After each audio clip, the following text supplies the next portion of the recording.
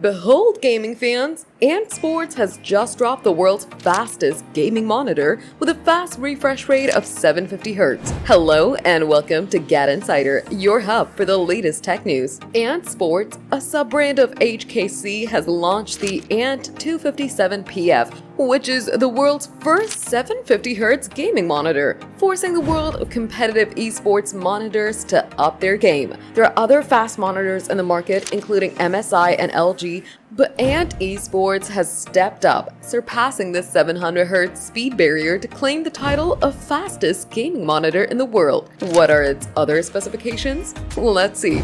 This PC is designed for gamers who need high refresh rates for competitive games like Counter-Strike 2 and Valorant, for which they had to use more than one PC to achieve 700 FPS. Not only this, with this high refresh rate, ANT257PF can give a resolution of 1080p along with 0.8 ms GTG response time. The only down point of this monitor would be the connection ports. The ANT257PF has two HDMI 2.1 ports and one DisplayPort 1.4, which is sufficient but not ideal as DP 2.1 isn't supported.